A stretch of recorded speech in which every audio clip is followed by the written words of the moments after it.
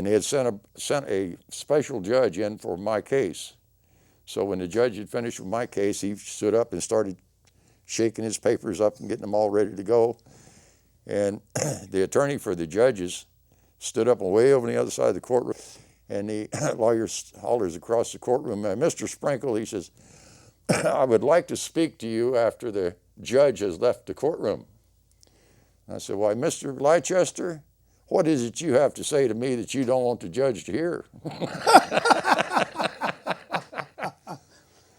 So he comes out in the hall. I ignored him. I just went on about my business and went out in the hall. He came out and put his arm around my shoulder, and he said, Mr. Sprinkle, he says, things hasn't been the same around the house since the lawsuit struck. He said, could you dismiss dismiss the wives from this case? I said, Mr. Leicester, I'll take it under advisement and notify you by mail. He says, well, you're just being vindictive. I said, no, sir, Mr. Leicester. I said, it's like this. When I got that citation, my girlfriend left me. My number 1 girlfriend left me. My number 2 girlfriend left me. My number 3 girlfriend will barely talk to me anymore. My goldfish died and my cat's got diarrhea. I said, you think it upsets your household? It upsets my household too. So, see you in court. I take my hat off to you, Charlie. that is, and it's a true story. And you really don't have a driver's license, do you? No, sir. And you brought with you some citations just to prove to people, if you think Charlie's making this up, you've got a thing here, not guilty, dismissed from January 10th of 03. It looks like one is you're an unlicensed driver violating 853.7 PC. It's dismissed. The fine was going to be $271.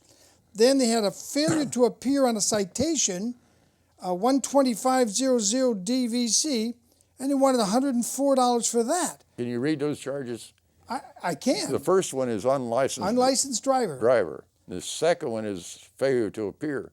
Now, they didn't send me my courtesy notice within 10 days of the court trial, so I had my wife call the courthouse and ask about the court date.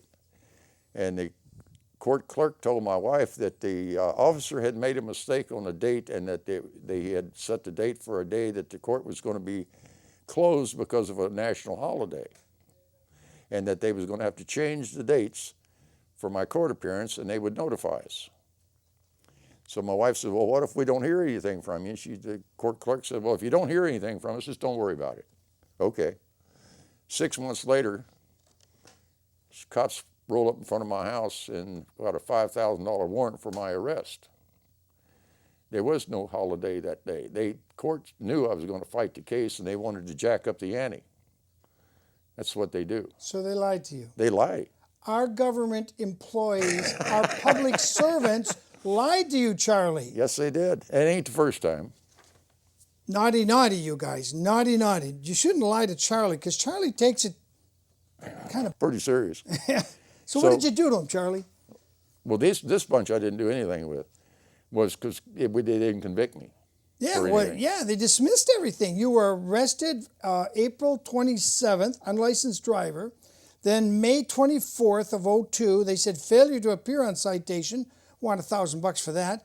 And then they had you for a licensed driver out of classification. Yeah. Can you put those two together? They don't work. Yeah, they don't work. I think they were just throwing mud at you, Charlie, and saying, let's just scare him. Not only that, the unlicensed driver was added 4 months after the failure to appear summons or the warrant was served, which was a year after the first offense. Look at the dates. Yeah, and January 10th of 03 dismissed, January 10th of 03 dismissed, and the last one was August 12th of 03. Now, that's a long time before they gave up on that $104. Well, I was running from the law for 6 months. I was playing hide and seek out in the open. I think you're the CHP's worst nightmare, Charlie. The CHP I have no trouble with. It was the sheriffs that did that. Oh, these were the sheriffs that did it. And he was laying for me. He was. Yeah, he didn't know how to spell my name, but he had heard it a lot. And he was going to make a test case out of you, huh? Well, he told me in the barber shop when I told him what I did to highway patrolmen, that if he seen me driving on the road, he would give me a citation, and he did. And I told him when he said that in the barber shop, I said, "Go ahead. You want to go to court with me? Fine." And he did. I took him to court. Did he like going to court? Oh no, he didn't show up.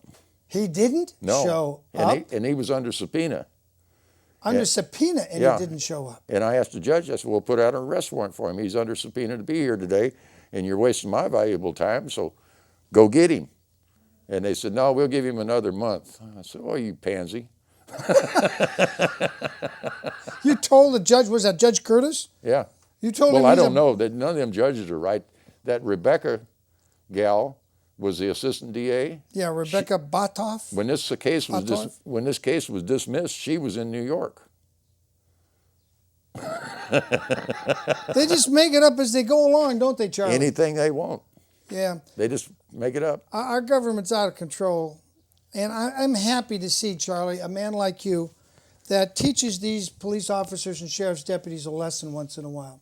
Because most of us just bend over and pay the fine because we don't want to take time off to go fight in court. I hear it all the time.